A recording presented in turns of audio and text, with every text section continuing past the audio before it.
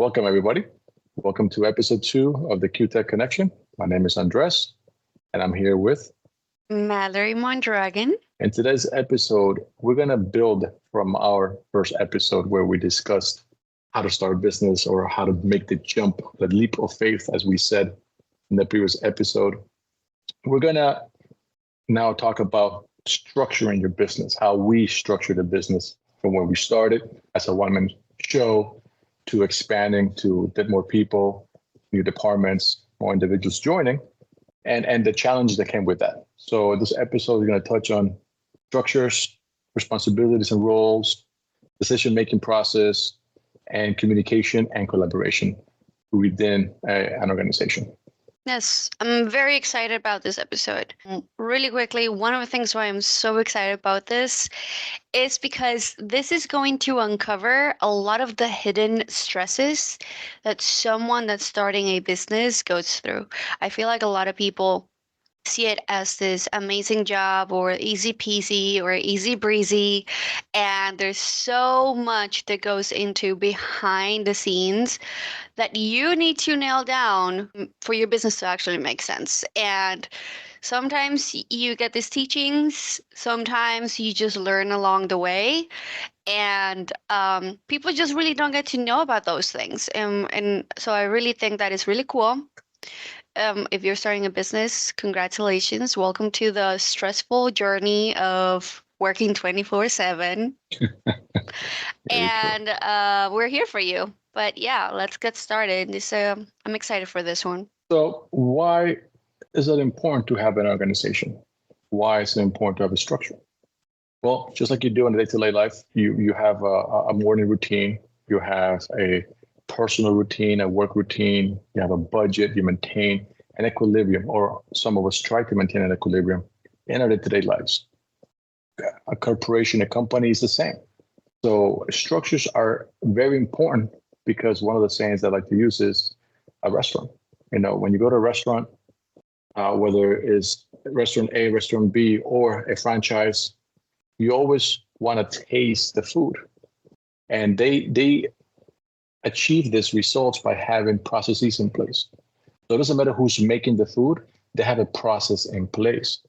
So when the dish starts from you ordering the menu from the menu, to get into the kitchen, to cook, and then the waiter bring you the plate, that process is repeated, trained, developed, studied from A through Z to make sure that the dish comes out same each time. Similar with a company.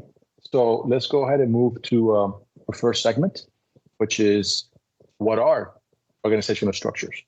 So there's different types of structures that you can use for your company. These structures define the roles, the power, the responsibilities that are assigned, control and coordination of how information flows from top to bottom or bottom to top.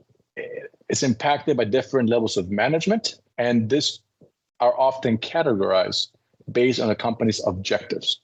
So keep this in mind because what is good for us might not be good for you. Correct. Because depending on the business structure, depending what you're trying to do, you need to have different objectives, a different strategy, and those will dictate what kind of organizational unit you're going to have for your business. So some samples are functional structures. You know, those are straightforward. Most businesses implement these. There are the common types. There is where you place employees in groups. You assign them a job function. So think of it as your accounting team, as your legal team, as your marketing team. Each department is part of a larger structure, and they have the roles and responsibilities within the umbrella. So this is the most common one that you see around for businesses like ours, businesses like corporations that they do, payroll, accounting, marketing and design, and things like that. You want to add something? Yeah, I really do think that we do it for ourselves, but we're also part of that for our clients. And I think that's very, very neat because we become part of their department. We become an extension, and we complement their business, but we at the same time implement it in our own business model. So I think not every business gets to do that. And I love the point that you just touched because you reminded of one of our sales pitch that we do with our customers. We come to to a meeting with a potential customer. We explain our services. We explain our secret sauce per se. And one of the things that we like to say is we become part of your department. So right out of the gate, we're placing ourselves into a functional structure with our clients, whether it's from our marketing department side or digital services, or whether it's from the IT side of services. We become your IT department. We become your digital marketing department to fit within your functional structure that you already have developed in your business. So great point, Mallory. Thank you for that one. And yes, that's how you can start seeing how things come together. Another one that is used is something called a divisional structure. These are very popular for high-tech companies where they have research, development, universities, where they have divisions within the organization, where each division is like its own company per se. They have their own IT departments, they have their own sales teams, they might have their own engineers, their own marketing teams, research and such. So these are often used around products or geographical markets. There's a niche in this part of the country. I have a product that I want to launch. So I have different teams kind of competing to see who builds the best product, and they come out. So that's the other divisional structure. We play a little bit with that division ourselves, because even though we're part of functional structure, we also fall within a divisional structure, because IT and digital marketing are two divisions within QTech. But we're still a functional structure because we still are one complement company. each other. Exactly. We complement each other. We collaborate and join forces where needed and work there. The third structure that is often seen is a matrix structure. A matrix structure combines elements of both functional and divisional structures. What does that mean? Well, employees have dual reporting relationships. They either go to a functional manager or they go to a product manager.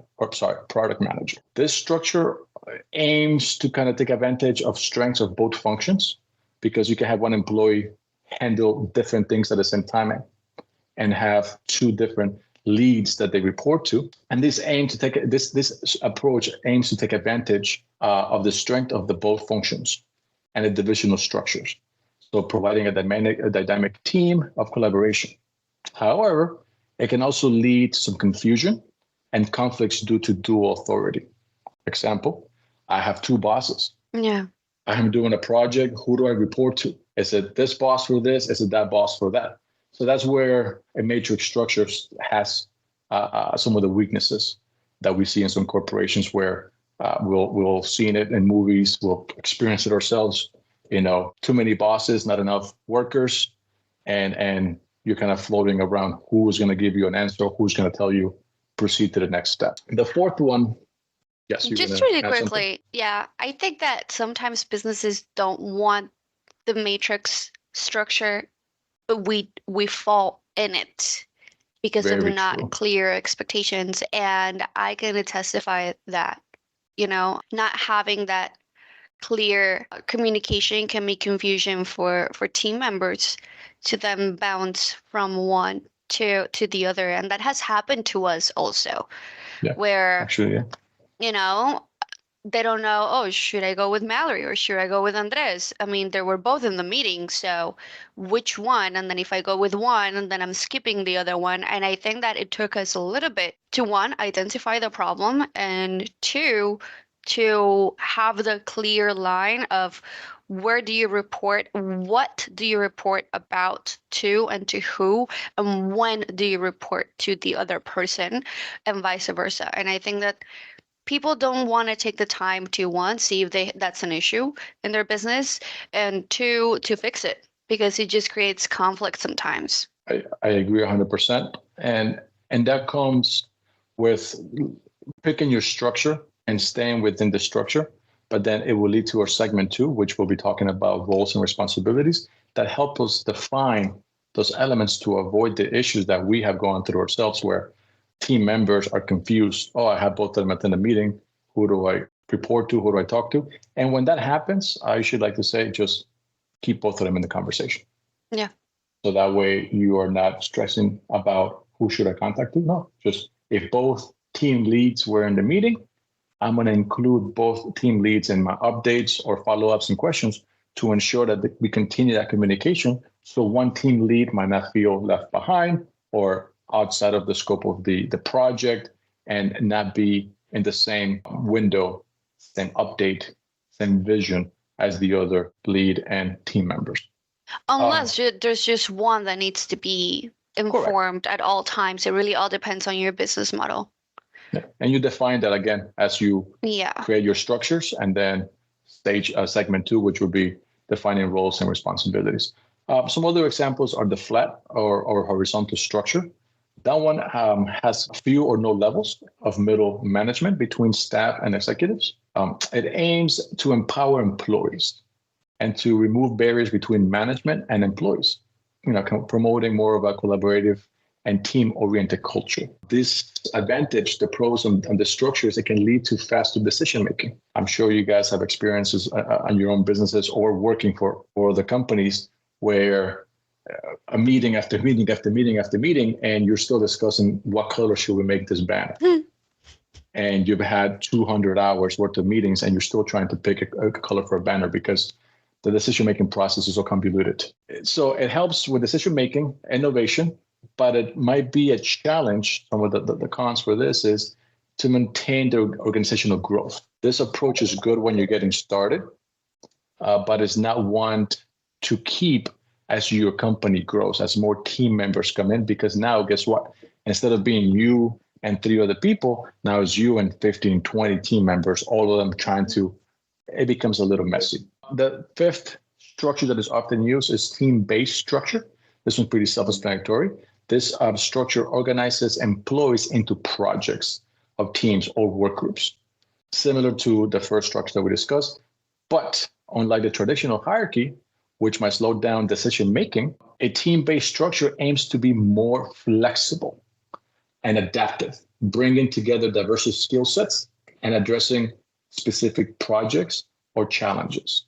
Okay, so keep in mind, team-based, it enhances collaboration because you're kind of removing a lot of things. Everybody's working together to a common goal. The emphasis is on collaboration, problem solving, and cross-functional, sometimes even cross-divisional teamwork. So these are often used when you have that product or service that you're trying to develop, an app, and you have your whole development team come together. That's a great team-based structure, is a great structure for those projects. When you're doing R&D, trying to, make the next iPhone, make the next, VR headset, those team-based structures are very critical because it gets the brains, it gets the juices flowing. Everybody starts collaborating and working with one another to better that product and get it out to market. Number 6 is network structure. Network structures are more decentralized than the other types of groups and structures that we discussed. It relies heavily on outsourcing and external contacts for essential functions. Some of our customers fall into that network structure when they hire us because we now become their consultant. Exactly. We become their external company that handles their IT or their digital marketing. But that's why we bring it back and add them as a functional division within our company and their company to making sure that they understand, hey, we're still part of your team. Even though we are a network and outsourced structure, we'll still be functioning as part of your internal structures. And then the last one is hybrid structure. Hybrid structure combines elements of various structures to meet specific needs. So this one, the name is specific on it. It's hybrid. It kind of borrows from all. It takes the best out of all of them to combine them.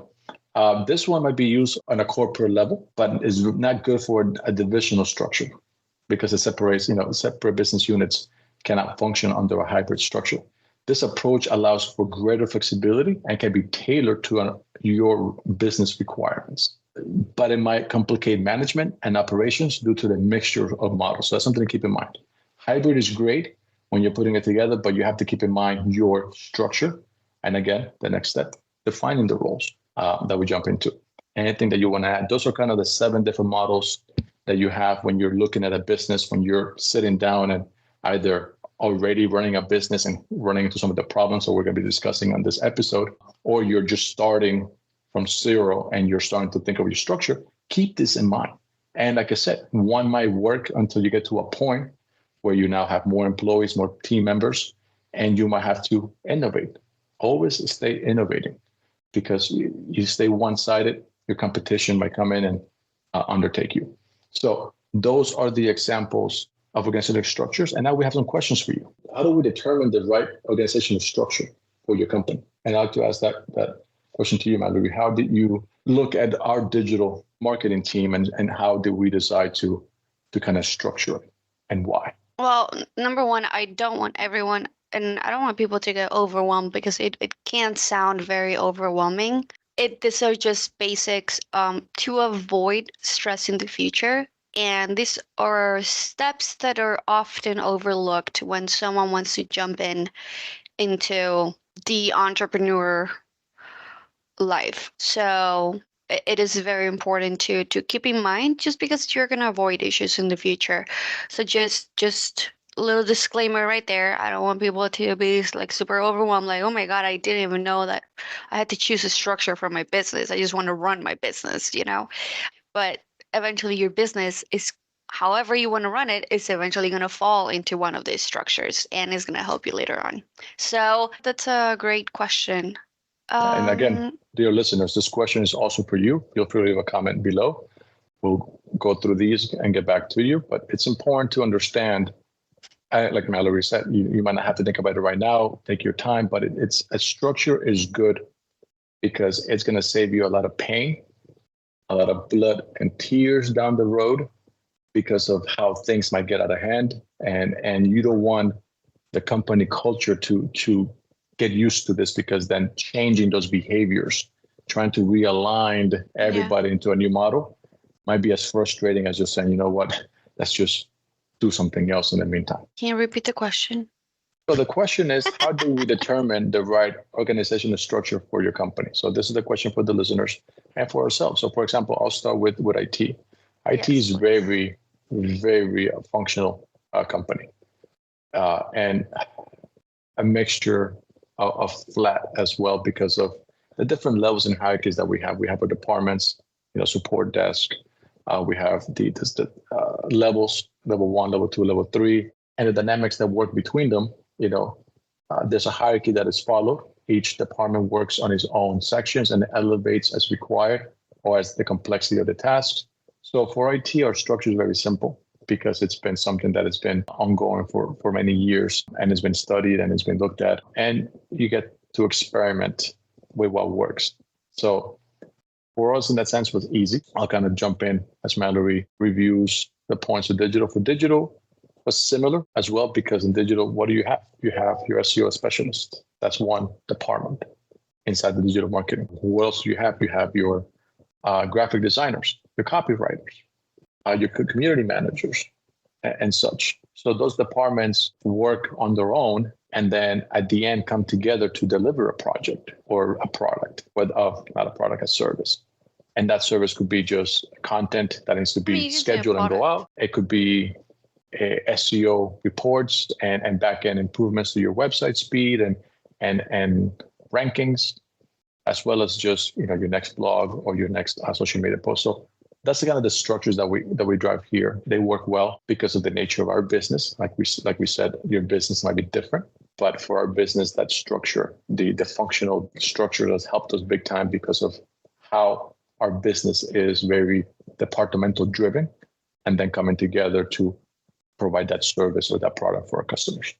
I really do think that for our digital side, we do not have levels, but we want to get there. I wouldn't even say levels. I think that internally, every department will become its own little bubble of its own structure. So there's many ways to look at it, because when you think about it, and you have different design departments, you can have one design department, and then within the one design department, you wouldn't actually have it by levels. You would have it by individual sub design departments, because you have different talents, you have different niches of design, and you can eventually grow that department and develop that department into its own little sub bubble.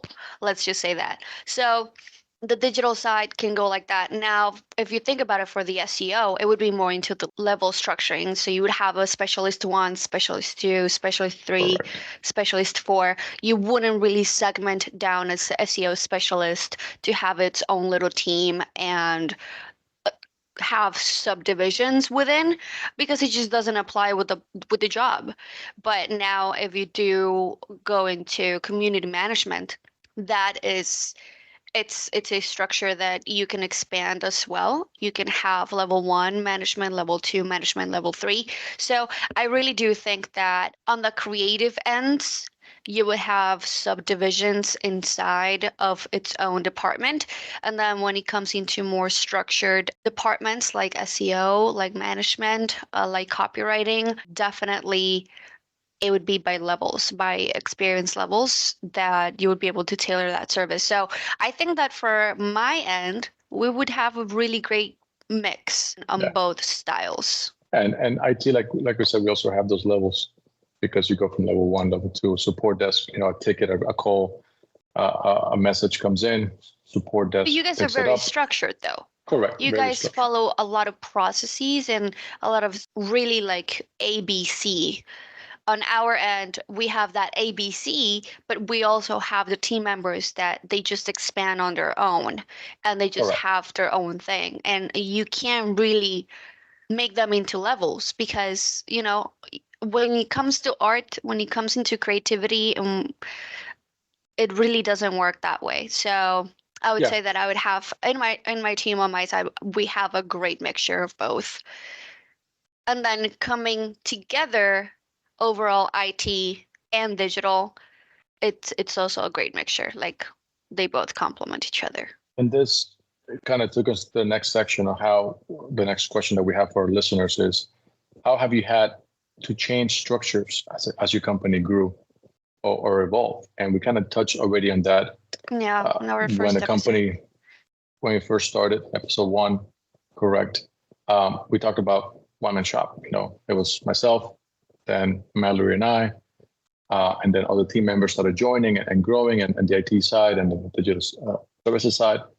So you just need to be aware of your company needs and milestones, because sometimes you might not think, oh man, I don't see myself hiring people in the next 10 years. Well, things change. If year one, things were successful, you were so busy, you had to hire. So now your plans need to change. So as you see your company evolve, as you see your revenue grow and your business grow, keep that in mind. It's how am I working? What are my pain points? What are my choke points? Because when you start like we did, we become that one individual that if I'm not making a decision, people are waiting.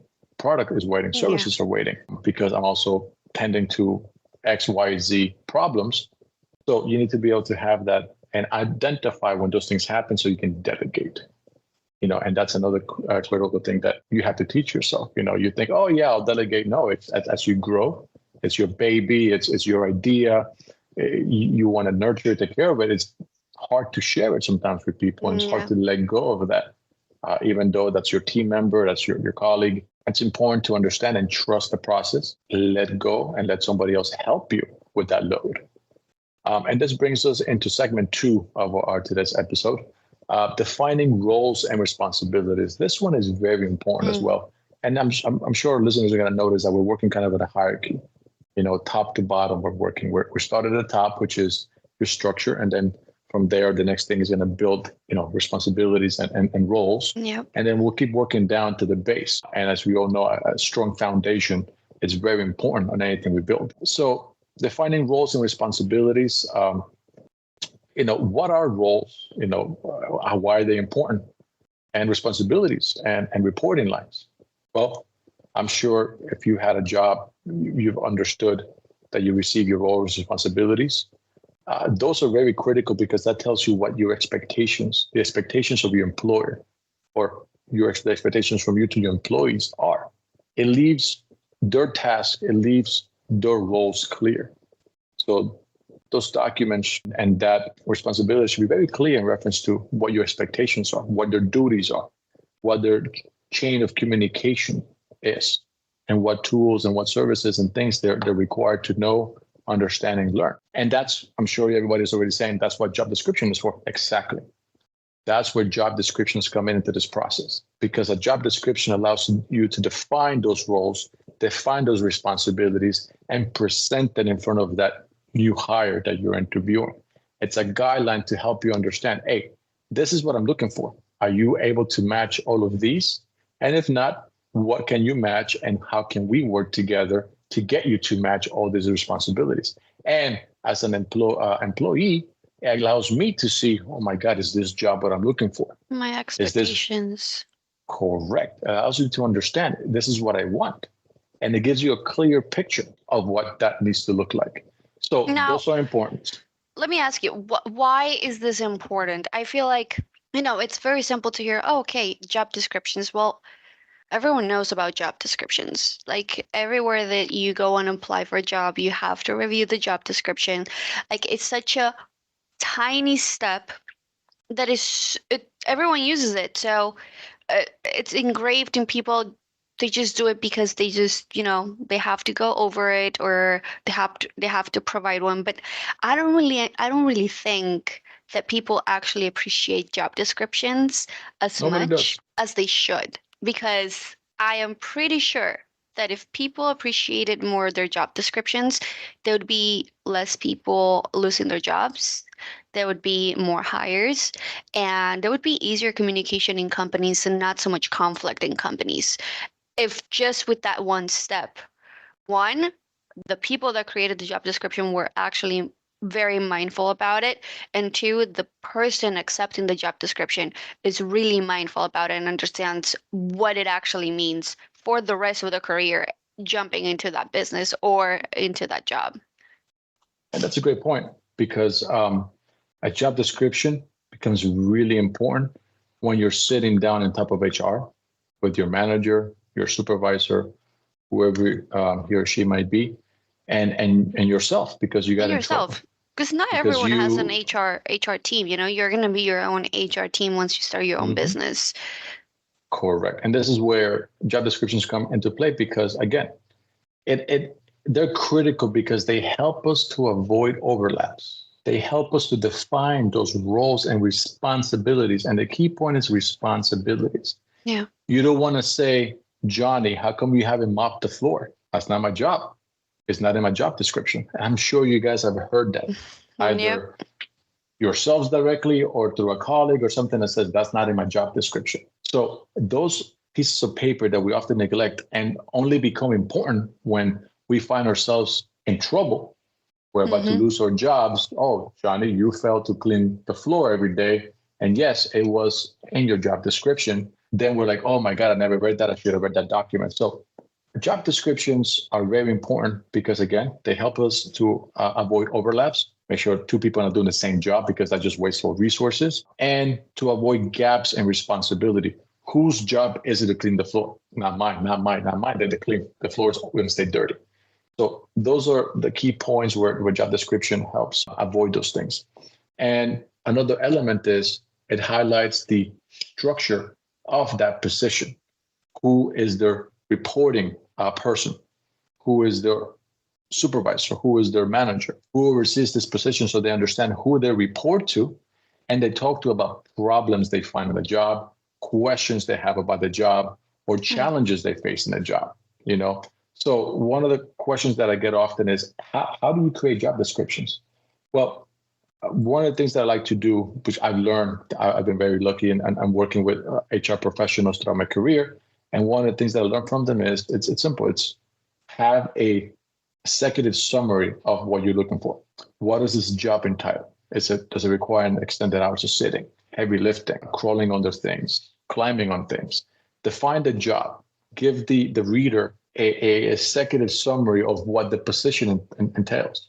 Then from there, break their responsibilities, critical responsibilities, secondary responsibilities, tertiary responsibilities, and any cross training that might need it. Because another issue that we have found on many of our customers is they don't have any kind of backup training. They don't have anybody overlapping on training another position that is critical to the business.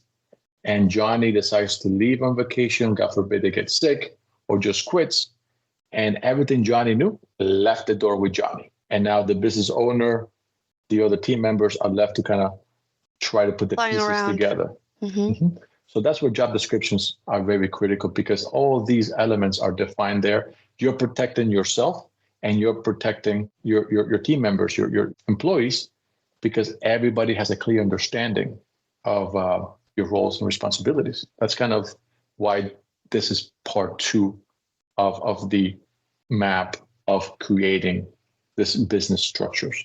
Because once you have the structure you operate under, you now need to define the positions and the responsibilities that each department, each section, whether you're working on a functional structure, a matrix structure, a flex structure, all of these require specific roles to be defined within them to be able to function. And that's where job descriptions come into play. I think that I'm going to jump in just a little bit. I think that a lot of people also might think job descriptions just for hiring people. And that's not always the case. When you sit down and you start developing the job descriptions, sometimes that ends up opening different scenarios of how the department structure will work and how the process of the actual department will work. And believe it or not, for one position, you might find 3, 4, 5 types of job descriptions for that one position. So then you need to take a step back and see, okay, well, this is the role that I wanted, and these are the 7 styles of job descriptions I can request, but each one has different tasks or has more complex tasks. What do I want to implement? Because then I have to go back, well, how does my team process work? So depending on how you're going to create that internal process, how you're going to manage that team or that person, how do you want the service to end up looking like at the end? That's going to tailor also the job description that you request. So It's really not just, I'm going to create a job description because I'm going to hire someone.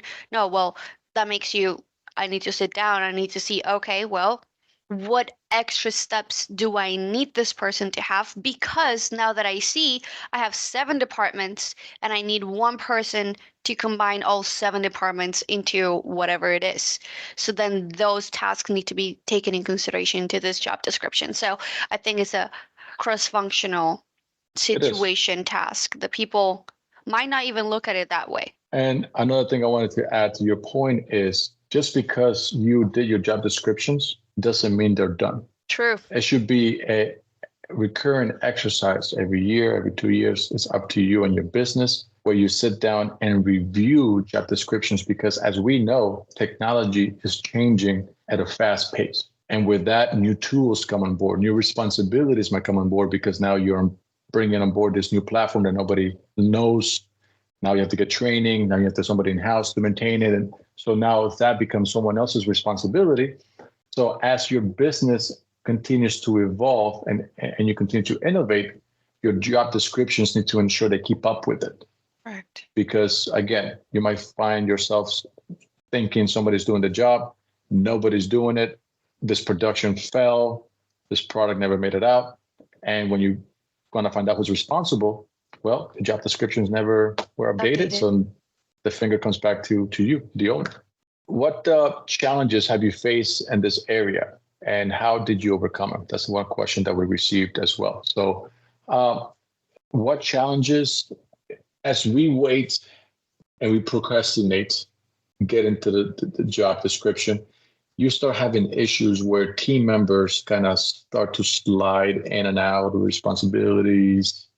You start seeing work get a little late. You start seeing communication slacking, later times, earlier times. So you start losing that cohesiveness that you had at the beginning, where everything was fresh, where everybody was energized and things are going. So that's where job descriptions kick in. And as you start developing that, if you didn't have one at the beginning, like when we first started, I didn't have job descriptions. I started bringing people on board and working and kind of training them on hand and going through. But as that took place, and I started to see that our quality, just like the analogy of the restaurant, the chef, whoever the chef is, the dish has to taste the same. Same thing for IT, for our customers. Our customers expect the same quality of service, whether it's myself or anybody else on our team performing the task. So we need to work and train and develop those job descriptions to ensure people understand what it is they need to do and how they need to do it, to ensure that when the plate hits your table and you look at it and then you taste it, it tastes the same as the first time you came and visited the restaurant, to continue that analogy. So what challenges have you faced in your area, Mallory, that you can kind of help us understand as well? Job descriptions, they evolve. They do innovate. I have a love-hate relationship with job descriptions, actually. How so? Please elaborate.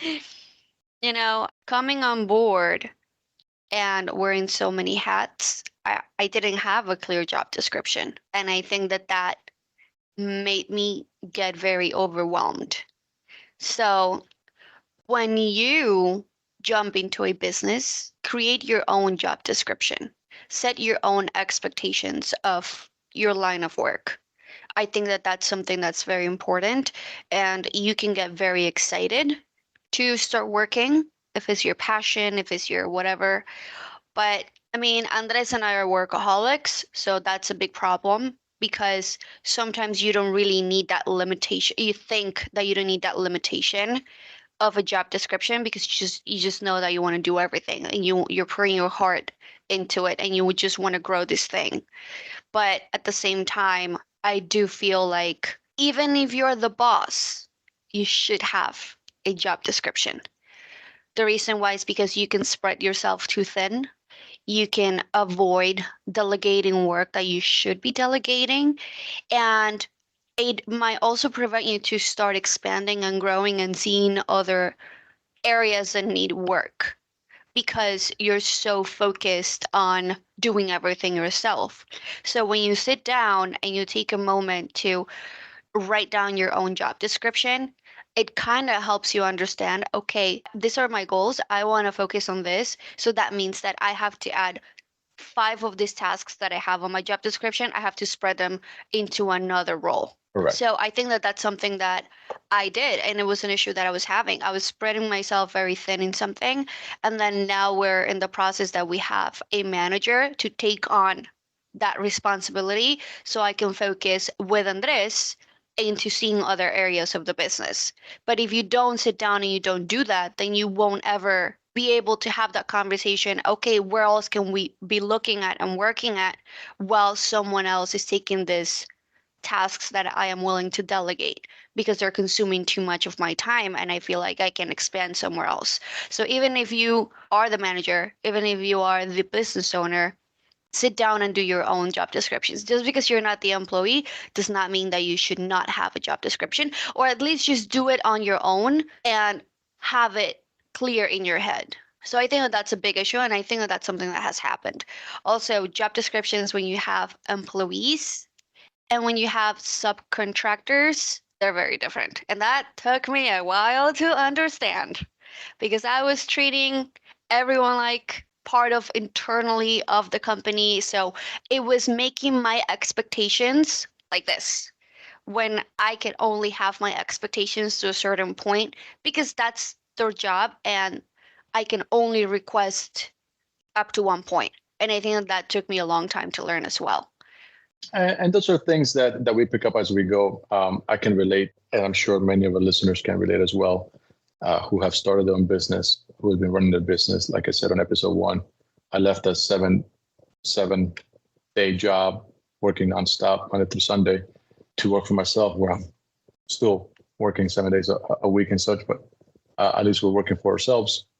It's hard to define those roles sometimes because we're so busy at I got to keep working. If I'm not working, I'm not producing. If I'm not producing, I'm not earning. If I'm not earning, I'm going to lose my business and such and such. We get in that mindset. So it's good to take a time to stop and ask yourself whether you're a one-man team or you have people in your company or not.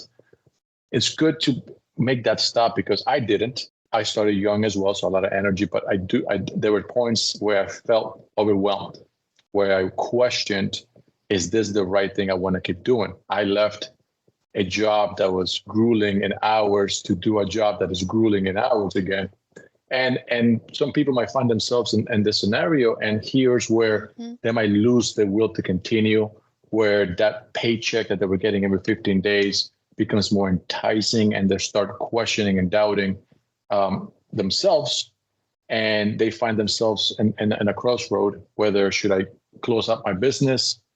Should I go back to, should I continue? And doing this exercise is very helpful because you put limits to your schedule. You allow yourself to have a routine outside of work. And now with, internet speeds increasing, technology getting cheaper, work from home setups and things, you can work from anywhere. Your iPhone could be your office. So that line from office to personal life is just blend in so close together that sometimes they blur. It's important to have those hard stops. Your calendar is a great tool to use as a hard stop. Time with family, time with friends, time to stop, go out for a walk, do something, and then come back. Because when I started implementing some of those things myself, I saw my energy come back. I didn't dread waking up and saying, I don't want to do. No, it felt like, okay, I'm ready to go. I feel energized. And you change your mindset to something more positive, and you refocus your attention. And as Mallory was saying, as you bring team members, you delegate, because you're no longer one individual. You now have team members that you're paying for. They're a resource. They're a human resource that are there to help you. You brought them on board because you saw value in them, and you need to work with them. And this takes us. Go ahead. I want to add one thing, because we've had clients with this issue where they have a great idea, they have the investment, they have the team, but they don't have their own job description. They know they're the owners of the project, they know they're the owners of the company, but we have seen that it's hard to, one, connect with all the other team members, and two, delegate.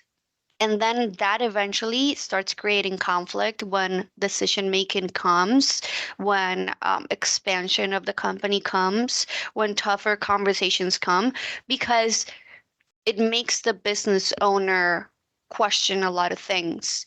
But I think it's because, and that's why, if you're a business owner, you need to have a job description, because it will also give you peace of mind.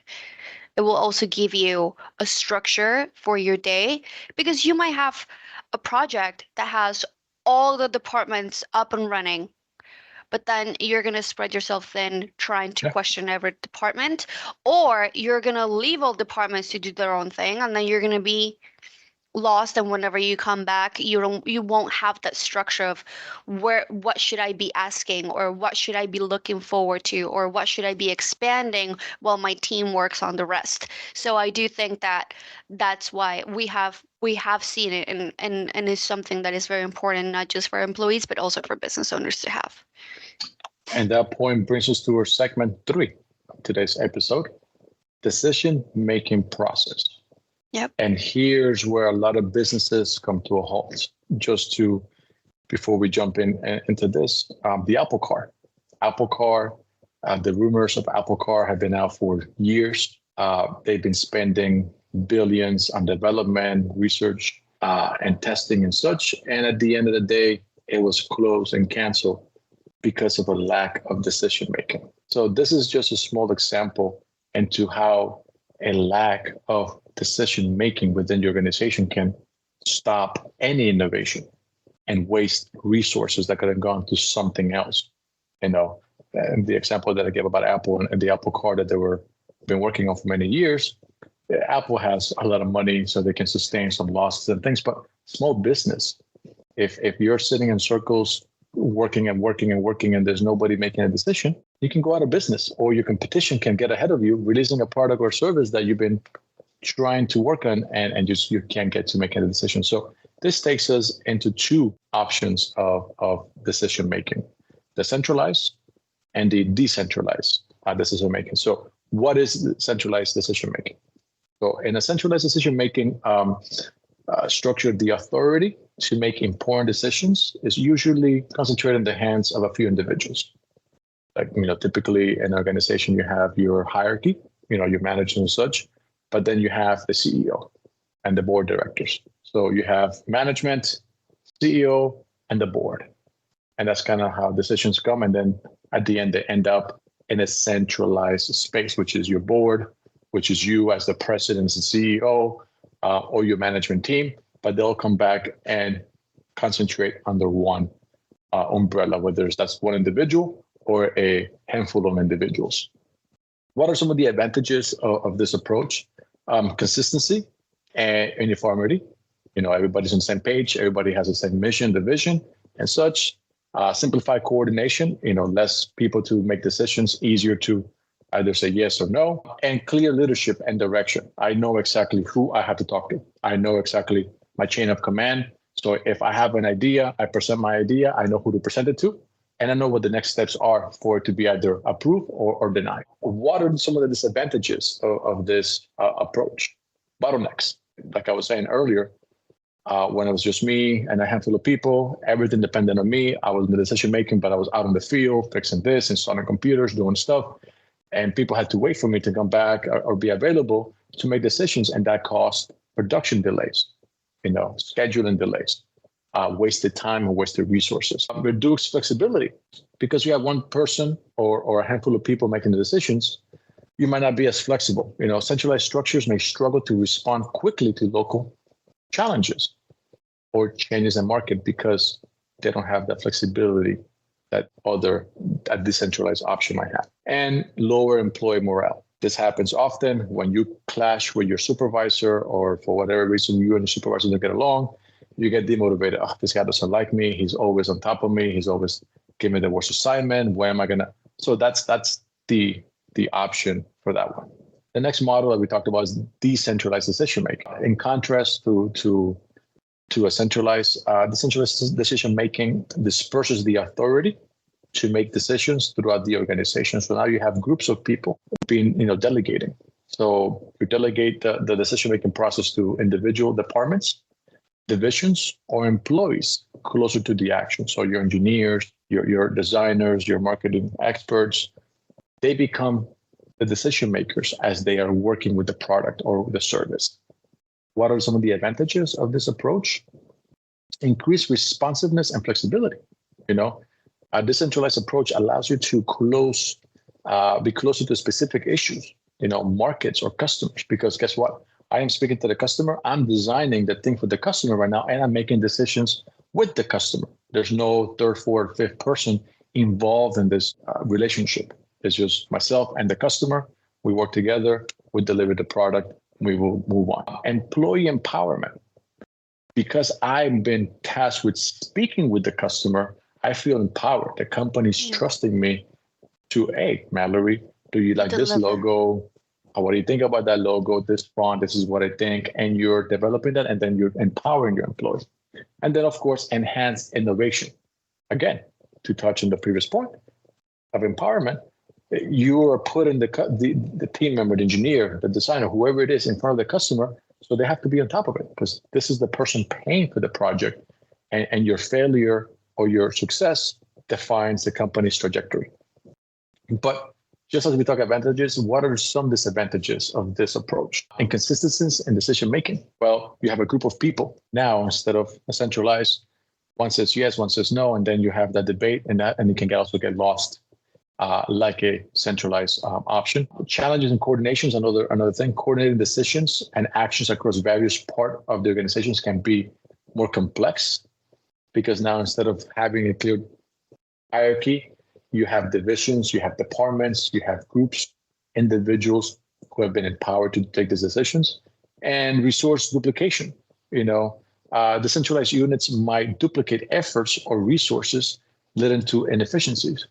Because one area might need this tool, they're not aware that the other area department also has that tool. And instead of sharing that knowledge, and that now you find yourselves in silos. So those are some examples, but now you're probably asking, how does this relate to me? So It relates to you based on how you run your business. We run the business here as a centralized decision. Each department understands the responsibilities they have. They are assigned a task. They have all the tools and information that they require to complete the task. And it's like a production chain. It moves up. Yep. It gets to Mallory. Mallory approves. If I need my approval, it gets to me, my approval. So we have that hierarchy made clear through how we assign our work, how we go about assigning tasks and deliverables that are part of that task to ensure people understand what they have to do, how they have to do it. But we give them the space to be creative. We give them the space to use their skill set, have they learned. They don't have to learn it my way or Mallory's way. Mm-hmm. That's not what we want to do. We want to give them the assignment, but empower them to do it with how they best feel comfortable, the tools that they choose, the processes that they choose, as long as the end product is the best that they could do. That's what we're looking for. That's what we want to see from our team members. What are some mechanisms for gathering input and feedback at various levels of the organization? That's a question that we often get. Communication, team meetings, one-to-ones, questionnaires and such. It's good to collect feedback from people within the company to understand how we're doing. Because a lot of times, just like with customers, expectations might not be aligned. Yep. SEO specialists might feel sick today and not in the good mood, but we're not aware of it. And things happen. Friction happens. We perceive things happening, but because we're not communicating, we're not having a one-to-one, we don't know what's happening. So it's important to have that communication with your teams. It's important to have that team gatherings and meetings and one-to-ones, because it allows you to have the clarity and the openness to engage with them. So they understand the decisions, they understand why we're doing this, why they need to do that, so they can see the end results vision that we're trying to achieve. Correct. So some of the questions that we receive for this topic is, what is your approach to decision making in your company? Like I said, we have a centralized structure here just because of the nature of how IT and digital marketing operate. Each team kind of leads their section. There's a lead that kind of oversees the tasks and responsibilities, and then that moves up the hierarchy of approval. Like I said, like a production chain, you start from the idea, the concept, and start being developed. Each department does their part. Everything comes together, and then we have a final product or service that then gets the stamp of approval, or modifications are needed, or if it's perfect, it goes into scheduling, and then it goes out to the world. Right? How do you balance efficiency with inclusive decision making? In our area, that's the other question that we receive on this topic. In our area, we don't really experience that because, again, we are so centralized, as well as a functional structure, that each department kind of operates within its own parameters. We oversee it, and they understand the processes that they have to do in the chain of commands. So we don't run into that issue. This issue must be more for decentralized or a not clear centralized position where employees don't understand their roles, their responsibilities, and then that friction comes to play. That's when you start having that issue of, how do I balance my efficiency versus inclusiveness? As long as your roles are clear, as long as your structure is clear, and you have a clear decision making process, all those things will start coming in. I'm not going to say it's perfect.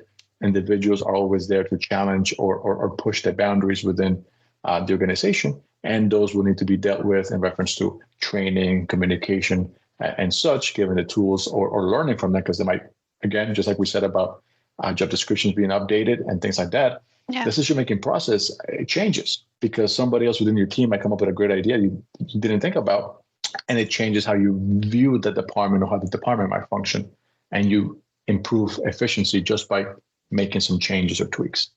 Segment 4, we finally reach the last segment of today's episode, facilitating communication and collaboration. It's the importance of open and transparent communication within any organization. It's key. It's the lifeblood. You can have the best decision-making process. You can have the best job descriptions. You can have the best structure. But if your base, your foundation of communication and collaboration is not clear, everything kind of crumbles. It does. You know, everything comes down in a heartbeat. So we implement. Mallory has spent, as you guys learned in episode 1, countless hours, days researching, testing, and try different tools to find what works for us, what works for our remote environment, what works for our processes that are very stage like driven, like a production chain, like we talked about before. But Mallory, on top of this, she has a great point that she wants to add, which is respect. Respect. I really want to talk about that because now this is going for anyone in any type of business. This is not just a digital marketing agency. This is not just an IT tech agency. It's not just a medical center or corporate industry at all. The communication is a key instrument in all areas of a business, in all levels of a business, and in every industry out there. So you can be a waitress, how you can be a manager or a CEO. If you do not have that clear communication and respect for other team members and leadership, you won't get anywhere. And I can tell you with my eyes closed, communication is the key, I would say the key spirit of how Andres and I run QTech. Every time we fall off on communication, just everything, I'm going right, he's going left. I'm going white, he's going black. I'm going up, he's going down. Like we talk and like nothing, absolutely nothing makes sense. He's approving one thing, but I am disagreeing. I'm approving one thing and he doesn't know. And it is so, it makes and creates chaos. And the same thing, because once the top leaders can't communicate, the rest of the people are going to be like flying chickens. They're going to be running around everywhere. Everyone's going to slack on their tasks. Everyone's going to be late. People are going to take advantage that there's a lack of communication to communicate less and to And make slack that off. yes, and so it really impacts absolutely everything. And when it comes into tools, I can tell you about so many tools. And I could say that if I could have a medal of automations and internal business processes for communicating teams and departments and creation of all of that, hands down, that's one of the best things that you can do for your business. And I've heard, and there's a lot of people out there that I know that they're still on the, I have all of my communication in my head and I keep all of my files in one side and I'll just tell people what to do via text and that's it. You can run your business like that, but eventually when you start growing, you're not going to be able to keep up with everything. And I'm telling you right now, I know business owners that have huge projects, that have huge goals, and they literally don't write anything down. They don't write anything down. They don't keep track of their projects. They might be doing their job, but eventually they're always going to have a point where they're going to forget something. Oh, I forgot that I had this meeting. Oh, I forgot that I had to delegate this. Oh, I forgot to check up on this or on that. So when you write it down, you're more likely to accomplish it. And when you explain someone and you create a system for someone to express themselves, they're more likely to accomplish it too. So when it comes into creating these processes, it's hard. It really is. And I found a beautiful passion for it. I really did. But once you create these processes, then getting people, you need to learn how to communicate with every single person so they can actually get this one process for them to communicate. That's another issue because you're working, how we stated, we work with people in different countries all over. There's different cultures. People communicate differently in different places. So you can't assume that someone in the US is going to comply and communicate with you the same way as someone in Latin America or as someone in Asia or someone in Europe. They all come from different backgrounds, and believe it or not, understanding those backgrounds and understanding where your teams are coming, there's where we touch back on the respect. When you respect their boundaries as well, when you understand their background, you will be able to better tailor something and also understanding their personalities. Because I found that, man, you really need to learn your employees. You really need to learn your team. If you don't understand how they think and what their personality is like, you won't be able to have a clear communication with them because you Not can't even push that. them to do something. You can train them to learn a new skill, but you need to teach them a certain way for them to get it. Otherwise, they're not going to get it. And you're going to get very frustrated. And I think that that's something that we have really worked on and that every business should work on. You know, I am going to come with the little trapito sucio, how you like to call it, and I'm going to expose myself. I suck at sending emails. It's it's a sad truth. It's a sad reality. I have an issue with email communication and it's bad, you know? But I keep on learning and I am always learning from Andres. He's always teaching me, hey, do this, try the automation of this, try maybe sending it earlier. And I always send my emails to draft. I don't know what my problem is with draft emails, but I have an issue that I write my emails and I send them to draft and they never go out. So maybe you have that problem and you need to ask for help to get improvement on that communication channel. Another thing, for example, it's been really hard, how we said on the first episode, it's really hard sometimes to get Andres to follow through on my microscopic little tiny specific detail stuff in my project management tool because he has his own system that works for his team. So I need to teach him and learn how he learns. And let me tell you, one of the ways that you teach an IT guy is by just creating really detailed manuals because that's how they do stuff. So you Flow just charts need and stuff. to Yes. comply and just kind of like tailor that information so he can get the process. It's not the same way as someone who is doing management, who is used to speaking, who is very visual. I can record a video and they can just get it and that's it. And there's some other people that they want that one-to-one coaching about something. Same thing goes with communicating with your clients. We've had issues and we have lost clients for communicating, for lack of communication. And I think that's a learning curve that everyone should go through. Everyone, I'm not wishing bad on anyone, but everyone should lose a client for lack of communication. Everyone.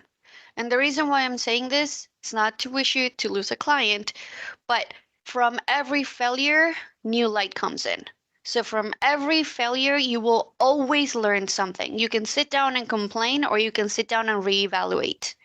And I think that my processes wouldn't be today what they are if I wouldn't have lost clients or I wouldn't have lost team members, or because that just shows me, okay, if it did not work for this, then that means that I need to look elsewhere, or I need to improve, or I need to make the system shorter, faster, automated, easier to understand. Same thing with clients. Communication also comes into documentation. Sometimes we have huge files, huge things. We want to create this huge presentation, but at the same time, we're not having a great communication with the client, and we lose the client because it's too overwhelming. Sometimes it's too fast, too quick, and then the client feels like we're not providing enough value. So that can also help to reevaluate your sales process, your sales pitch, and your internal work process of whatever your service or product is. And through these scenarios, you can take the best, you can take the worst, you can adjust, you can evaluate. And the beautiful part of the internal processes is that it also helps you align with your external processes, the client focus. Mhm. Because I'm a big believer of learning by failure. When we fail, when we hit the floor, when we're working and getting up, dusting ourselves off, that's a great learning and humbling experience to understand what went wrong, what should I have done better, what do I need to improve, and how do I need to update our processes. Those are great things to keep in mind. And how you take that skill and that experience and that project it at work. So your team also learns from that. And everybody understands this is why this happened. This is what we're doing to fix it. And this is how we ensure it's not going to happen again. And the processes that are put in place to assist at moving things forward. So with that, I'd like to ask our dear listeners, what communication tools and collaboration tools do you use personally or your company, as well as how do you encourage collaboration and knowledge sharing between your teams, between yourselves, and different groups. We're kind of coming to the conclusion of our episode 2 for today. Again, as discussed today, we touched on the structure of a business, what is needed. We broke it down to 4 segments. We went over the organizational structures. We went over segments, roles and responsibilities. We went over decision-making process, and we finished and closed off with the communication and collaboration, which again, we want to highlight the importance of respect, of feedback gathering, reaching out across the aisle to all the different constituencies that make up your company or your client base, because that's how you're able to learn and understand how you're being perceived, your weak points and areas of improvement. So any final thoughts or advice? Mallory? I just want to say that this just doesn't go only for corporate. I just want to leave that out there. Communication, respect, structure, job descriptions, workflows, they're for every single business out there. And we had an earlier discussion where we were also discussing industries that are more service-based, like I've heard, and also from experience. We're talking about right now communication internally and between departments, and it sounds very corporate and stuff. But you also have, and from experience, look at a restaurant. If you go to a restaurant and servers are not clearly communicating with the cook, with everyone, it's a mess. It's a firehouse. Orders are going to be going out to different places. Customers are going to be super pissed.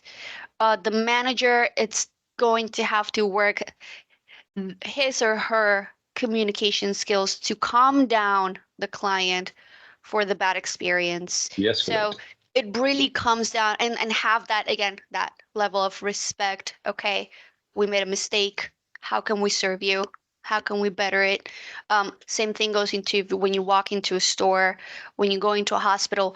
And if you are an employee that you're thinking of starting your own business, but you're an employee, and I've heard this a lot, and that's why I'm saying it. It might sound really raw right now, and I apologize. I don't want to offend anyone out there, but I have been there.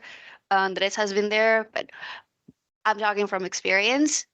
If you're the employee that clocks in and clocks out and really doesn't care, okay, I just come here, do what they tell me, and get out, and that's it. And you have that whatever attitude, you also need to think about, now this episode is giving you a little bit more of knowledge on everything that is behind the place that you just clock in and clock out. There's so much more behind just your job description of clocking in and clocking out. Because that job description has a workflow, has a process, has an entire system, and is eventually going to be customer service. And it has someone that has put sweat, tears, blood. Trust me, business owners cry it out 24/7. So if you ever want to be a business owner and you're in that employee clocking in and clocking out situation, don't take it for granted. Learn a lot of things. Learn from your management, but also innovate and also implement little things for yourself. If you're thinking about you're starting your own business, then implement these things with your own team, with your own management. Scale it up. Teach other people internally. That's going to give you that testing phase whenever you want to become whatever you want to become, or whatever you want to achieve, the position you ever want to achieve. And the reason why I'm sharing this is because, again, there's so much out there. And again, every position can benefit from all of these structures that we just talked to. Lawyers, hospitals, nurses, waitresses, cashiers, cleaning, everyone. If you have a cleaning business, which we know businesses in the area, in the niche of cleaning, you need to have a level of respect because you will go to some ugly, disgusting houses. And even if you're And you smelling got to do the job. whatever you're smelling, your customer service and your cleaning team needs to be top notch with their Right. customer service. It can be a disgusting toilet, but your customer service, that respect for your client has to be intact. And that's going to make them call you guys again for that warmth, for that great respect, for that great communication that you had. So it goes and it really ties into any and every industry. So we really hope that I know it's a long episode.